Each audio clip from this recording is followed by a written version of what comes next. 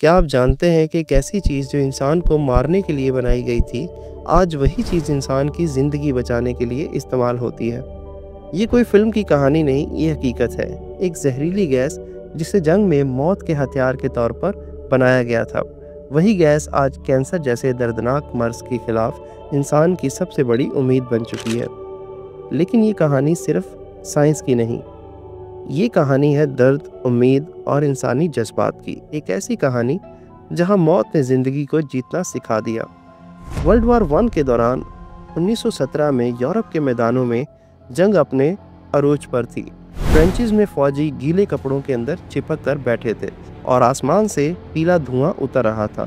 थोड़ी देर में चीखने की आवाज़ें सुनाई देने लगी। फौजी अपनी आंखें पकड़कर गिर गए, उनकी जिल्द जल गई, सांस लेना नामुमकिन हो गया।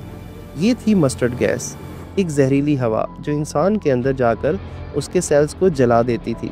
जंग के दौर में लोग इसे डेथ क्लाउड कहते थे। किसी ने सोचा भी नहीं था कि ये गैस जो इंसान को मारने के लिए बनाई गई थी, एक दिन उसी इंसान के लिए ज़िंदगी बन जाएगी। चलो ये जानते हैं कि ये सब कुछ कैसे हुआ। जंग के बाद जब साइंटिस्ट ने मस्टर्ड गैस के असर समझना शुरू किए तो उन्हें कुछ अजीब लगा। ये गैस इंसान के बोन मैरो को तबाह कर देती थी। बोन मैरो वो जगह है जहाँ से नए खून के सेल्स बनते हैं, और जब वो सेल्स मर गए तो पूरा इम्यून सिस्टम कमज़ोर पड़ गया। लेकिन यहीं से एक सोच पैदा हुई। साइंटिस्ट ने देखा कि कैंसर सेल भी कुछ ऐसे ही होते हैं, वो भी तेज़ी से बढ़ते हैं, वो भी रैपिड डिवीजन करते हैं और उन्हें रोकना मुश्किल होता है। तो अगर ये गैस तेज़ी से बढ़ने वाले नॉर्मल सेल्स को मार सकती है, तो क्या ये कैंसर सेल्स को भी किल कर सकती है? अब हम ये जानते हैं कि कीमोथेरेपी को सबसे पहले कब बनाया गया। 1930 में डॉक्टर्स ने मस्टर्ड गैस के कुछ कंपाउंड्स को मॉडिफाई किया और उन्हें कैंसर के मरीजों के अंदर इंजेक्ट किया। पहले कुछ केसेस बहुत ख़तरनाक थे, मरीज़ कमज़ोर हुए, उनका इम्यून सिस्टम टूट गया। लेकिन फिर कुछ अजीब हुआ, ट्यूमर छोटा होने लगा, बॉडी में कैंसर सेल्स कम होने लगे। ये वो पल था जब साइंस ने पहली बार होप का लफ्ज़ लिखा। यहाँ से पैदा हुई कीमोथेरेपी, एक ऐसी थेरेपी जो मौत के जहर से ज़िंदगी का इलाज बन गई। लेकिन इस नई थेरेपी के साथ एक नई जंग भी शुरू हुई। जंग कैंसर के खिलाफ नहीं, बल्कि ह्यूमन बॉडी के अंदर हर सेल के खिलाफ। वर्ल्ड वॉर 2 के वक्त साइंटिस्ट ने पहला कीमोथेरेपी ड्रग बनाया जिसे अल्काइलेटिंग एजेंट कहा गया। इसे पेशेंट्स के ब्लड स्ट्रीम में डाला जाता था। ये ड्रग ब्लड के ज़रिए हर सेल तक पहुंचता और जहां भी कोई सेल अपना डीएनए कॉपी करने लगता, वहां ये डीएनए को तोड़ देता। डीएनए जब टूट जाता है तो सेल मर जाता है। कैंसर सेल जो सबसे ज़्यादा तेज़ी से डिवाइड करते हैं, वो सबसे पहले इस अटैक का निशाना बनते हैं, और इसी वजह से कीमो ने कुछ मरीजों के कैंसर को रोका। साइंस ने पहली बार मौत के केमिकल से ज़िंदगी बचाई थी, लेकिन हर सक्सेस के साथ एक नया दुख भी था, क्योंकि ये जहर कैंसर के साथ साथ हेल्दी सेल्स को भी मार रहा था। जिस थेरेपी ने इंसान को नई उम्मीद दी, उसी थेरेपी ने इंसान से उसका सुकून छीन लिया। बाल गिरने लगे, जिस्म कमज़ोर पड़ गया, और कई लोगों ने कहा कि हम कैंसर से नहीं, कीमोथेरेपी से मर रहे हैं। ये लफ्ज़ दुनिया भर में गूंज उठे। क्या सच में कीमोथेरेपी इंसान को बचाती है या धीरे धीरे तोड़ देती है? ये सवाल अब तक लोगों के जहन में है, और इसी सवाल का जवाब हम इस डॉक्यूमेंट्री के अगले हिस्से में देंगे। हम देखेंगे कि कीमोथेरेपी असल में बॉडी के अंदर क्या करती है, कैसे ये ड्रग्स कैंसर के सेल्स को टारगेट करते हैं, और क्यों हेल्दी सेल्स भी इस जंग में नुकसान उठाते हैं। अब हम बात करते हैं कि कीमोथेरेपी आपकी बॉडी के ऊपर क्या असर डालती है।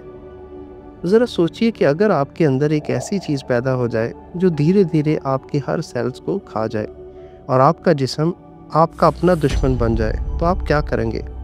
यही सवाल डॉक्टर ने भी सोचा और फिर बना एक इलाज, कीमोथेरेपी। ऐसा ट्रीटमेंट जो कैंसर के सेल्स को मार देता है।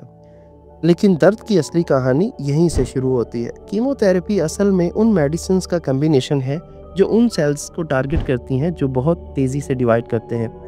कैंसर के सेल भी वैसे ही होते हैं, कंट्रोल से बाहर और हर वक्त मल्टीप्लाई करते रहते हैं। लेकिन प्रॉब्लम यह है कि हमारी बॉडी में कुछ और सेल्स भी ऐसे हैं जो नेचुरली तरीके से बहुत फास्ट डिवाइड करते हैं, जैसे हेयर फॉलिकल्स, बोन मैरो और इंटेस्टाइन के अंदर के सेल्स।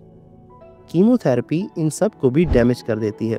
इसीलिए कीमो लगाने वाले पेशेंट्स के बाल गिर जाते हैं, वो कमज़ोर लगने लगते हैं, इन्फेक्शन जल्दी पकड़ लेता है और उनके इम्यून सिस्टम टूट जाता है। डॉक्टर्स कहते हैं कीमो के अंदर यूज़ होने वाली मेडिसिन्स सीधा डीएनए को डैमेज करती हैं ताकि सेल्स अपनी कॉपी बनाना बंद कर दें। जब ये मेडिसिन बॉडी के अंदर जाती है तो ये पहचानना इसके लिए मुश्किल है कि कौन सा सेल हमारी बॉडी का है और कौन सा नहीं, क्योंकि ये सिर्फ उन्हीं सेल्स को मारती है जो तेज़ी से डिवाइड करते हैं। एक मशहूर अमेरिकन डॉक्टर रैल्फ मॉस ने अपनी किताब में लिखा, इस किताब का नाम है क्वेश्चनिंग कीमोथेरेपी।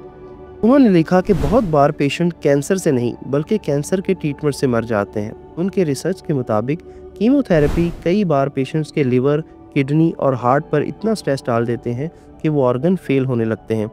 नेशनल इंस्टीट्यूट के एक रिपोर्ट के मुताबिक तकरीबन 20 से 25% कैंसर पेशेंट्स कीमो के साइड इफ़ेक्ट्स की वजह से मर जाते हैं, लेकिन हॉस्पिटल इसको नॉर्मल रिएक्शंस कह के छुपा देते हैं। सोचिए ज़रा, वो पेशेंट जो कीमो लेना शुरू करता है एक उम्मीद के साथ कि शायद एक इलाज उसकी ज़िंदगी बचा ले, लेकिन हर इंजेक्शन के साथ वो धीरे धीरे अपनी रोशनी खोता जाता है।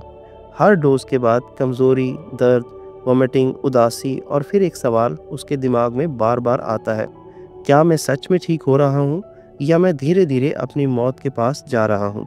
लेकिन ये भी सच है कि कीमो हमेशा दुश्मन नहीं होती। कुछ कैंसर टाइप जैसे ल्यूकेमिया, ब्लड कैंसर, लिम्फोमा और टेस्टिकुलर कैंसर में कीमो ने लाखों लोगों की ज़िंदगी बचाई है। फ़र्क बस इतना है कि कहीं कीमो हीरो है और कहीं विलन। आज साइंस कह रही है कि न्यू ट्रीटमेंट जैसे टारगेटेड थेरेपी और इम्यूनोथेरेपी ज़्यादा सेफ है और इफ़ेक्टिव है, क्योंकि वो सिर्फ कैंसर सेल्स को टारगेट करती हैं, पूरी बॉडी को नहीं। और आखिर में मैं सिर्फ इतना कहना चाहता हूँ, हो सकता है कि कीमो आपके जिस्म को कमज़ोर कर दे, लेकिन अगर दिल में हिम्मत जिंदा है तो मर्ज कभी जीत नहीं सकता, क्योंकि ज़िंदगी उन्हीं की होती है जो हार के भी लड़ते रहते हैं। और अगर आप इस वीडियो तक पहुंच गए हैं तो एक बात दिल में लिख लीजिए, कैंसर से लड़ने का सबसे बड़ा इलाज है हिम्मत। अगर आपको ये वीडियो इन्फॉर्मेटिव लगी हो तो मेरे चैनल को सब्सक्राइब लाजमी कर दीजिएगा।